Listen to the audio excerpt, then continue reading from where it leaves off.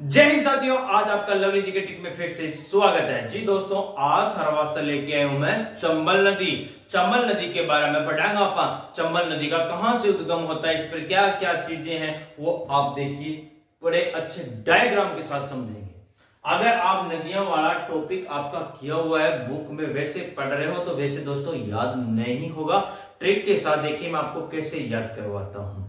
ठीक है, बने रहे वीडियो के अंदर, वीडियो को पूरा अंत तक देखिएगा। पूरी चंबल नदी आपको याद होने वाली है।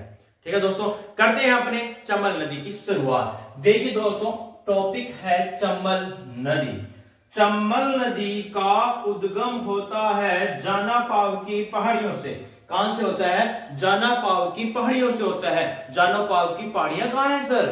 जाना पाव की पहाड़ियां तो एमपी में है। कड़ा है, एमपी में है। बिंगाबाद इंग आगा चलागा तो एक रतलाम जिला यहाँ है। एमपी में जो पड़ता है एक बिंदु है, वो रतलाम जिला एमपी में इसी नदी के किनारे स्थित है। कौन सी नदी के? चंबल नदी के किनारे स्थित है। उसके बाद थोड़ा सा आगे चलागा तो किसो सागर बांध है, गांधी सागर बांध है। किसो है? गांधी सागर बांध। दोस्तों ध्यान रखा कि गांधी सागर बांध कौन सी नदी पर है? चंबल नदी पर, सभी को पता है। लेकिन क्वेश्चन आता है कौन से राज्य में है, तो राज्य ध्यान रखना कहां है? गुजरात में है। कटा है, गुजरात का महीने है, वो ध्यान रखा आपने। ये वो गुजरात में है। कटा है, गुजरात में। जस्ट आगे चलेंगे तो राजस्थान में प्रवेश करती है ये नदी।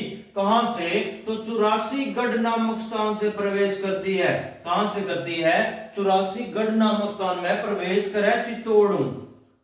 राजस्थान में चंबल नदी कहां से प्रवेश करती है, ये क्वेश्चन पूछा जाता है आपसे। तो दोस्तों ध्यान रखना, 84 नामक स्थान से प्रवेश करती है।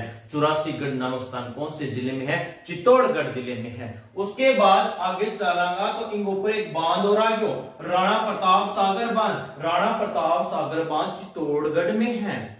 चित्तौड़गढ़ में है, लेकिन राणा प्रताप सागर बांध है कौन सी नदी पर? तो चंबल पर है। जस्ट उसके बाद चलेंगे आगे तो भैंसरोडगढ़ नामक स्थान आता है। यहां आकर एक नदी मिलती है दोस्तों इसके अंदर। कौन सी नदी है? वो है ब्राह्मणी नदी। किसी है? ब्राह्मणी नदी है। इनको उद्गम हुआ है बस्सी चित्तौड़गढ़। कटु हुआ है बस्सी चित्तौड़गढ़। तो ध्यान रखिया, चंबल नदी में पानी लेके आपको गिरा दिया। चंबल नदी में आपको पानी लेके गिरा हुआ किसी नदी है? ब्राह्मणी नदी है। बिंग बाद आगे चला तो इनके ऊपर एक बांध और है। किसो? ज्वार सागर बांध। ज्वार सागर बांध कोटा में है। कहां है? ज्वार सागर बांध तो कोटा में है। जस्ट उसके बाद चलेंगे आगे तो एक बिंदु और है।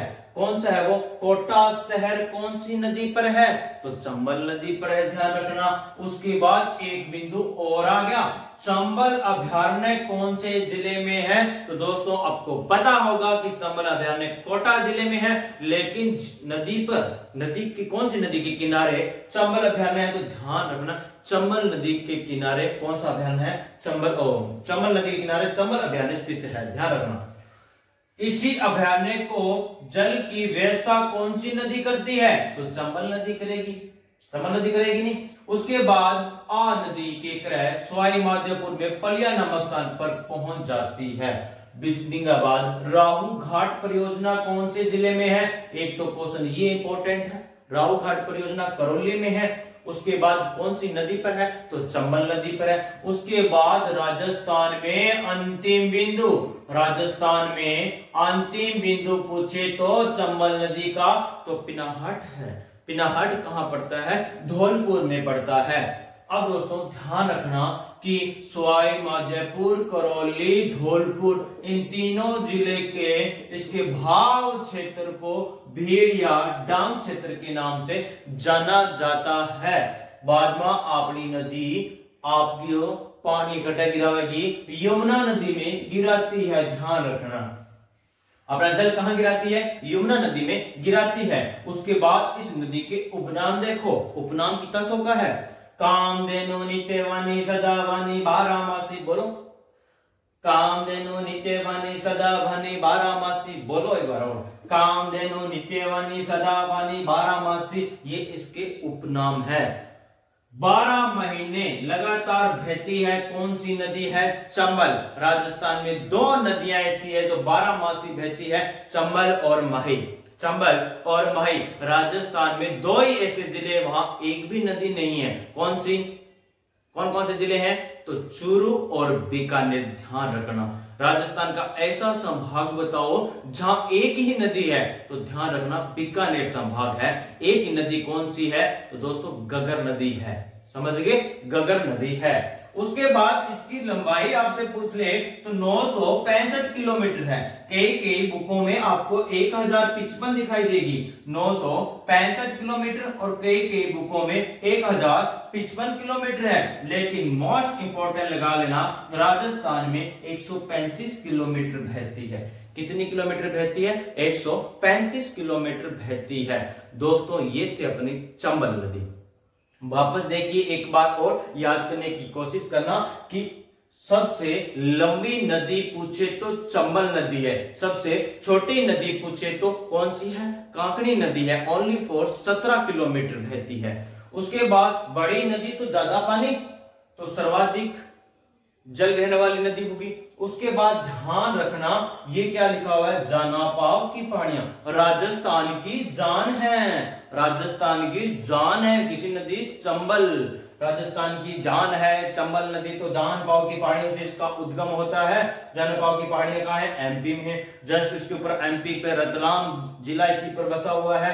गांधी सागर बांध चंबल नदी पर है, लेकिन राज्य पूछे तो एमपी में है। ध्यान रखना दोस्तों। उसके बाद ये प्रवेश करती है 84गढ़ नामक स्थान से प्रवेश करती है। 84गढ़ नामक स्थान है कहां? चित्तौड़गढ़ में है। उसके बाद आगे चलेंगे तो राणा प्रताप सागर बांध आएगा। राणा प्रताप सागर बांध तो चित्तौड़गढ़ में है। उसके बाद भैंसरोडगढ़ नामक स्थान पर एक नदी आकर मिलती है, वो है ब्राह्मणी नदी। ब्राह्मणी नदी का उद्गम होता है बस्कर, तो बस्सी चित्तौड़ से होता है, बस्सी चित्तौड़ से होता है। उसके बाद नेक्स्ट इस पर जाएंगे तो ज्वार सागर बांध तो कोटा में है, चंबल नदी पर है। उसके बाद कोटा शहर चंबल नदी पर बसा हुआ है। उसके बाद चंबल अभयारण्य कोटा जिले में है, लेकिन इसको जल की व्यवस्था चंबल नदी करवाती है। ध्यान रखना। फिर अपना जल लेकर ये सवाई माधोपुर में कौन से नामक स्थान? पलिया नामक स्थान में प्रवेश करती है। रावघाट परियोजना करौली में चल रही है, चंबल नदी के ऊपर है। इसका अंतिम बिंदु पूछे तो पिनाहाट है। कौन सा है? पिनाहाट है। ये धौलपुर में पड़ता है और अपना जल यमुना नदी में गिराती है। सवाई माधोपुर, करौली, धौलपुर में इसके बहाव क्षेत्र को भीड़ या डांग क्षेत्र के नाम से जाना जाता है, और इसका उपनाम कामधेनु, नित्यवानी, सदावानी, बारामासी के नाम से जाना जाता है। इसकी लंबाई है 965 किलोमीटर, और कई पुस्तकों में आपको 1055 मिलेगी, लेकिन राजस्थान में है 135 किलोमीटर। दोस्तों ये थी चंबल नदी। आपको देखने में बड़ी लग रही होगी, बस मेन बिंदु इतने ही हैं। आपको इतनी ये पूरी दिमाग में याद है तो कोई भी क्वेश्चन आपसे गलत नहीं होने वाला है। चाहे आप फिर वैसे पढ़ लो, कहां से एमपी में प्रवेश किया, राजस्थान में कौन से जिले में आई, फिर कौन से जिले में जा रही है, फिर कौन से जिले में जा रही है, फिर कौन से जिले में, ये अलग अलग आप भूल जाओ।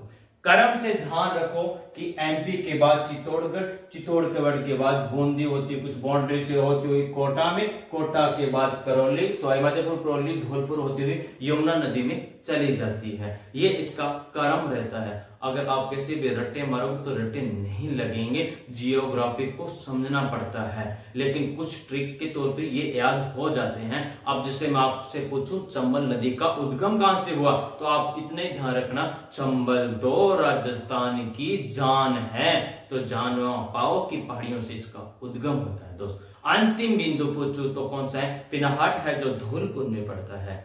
ठीक है दोस्तों, वीडियो आपको अच्छी लगी तो वीडियो को लाइक कीजिएगा, शेयर कीजिएगा। मिलते हैं अगली वीडियो में। जय हिंद, जय भारत।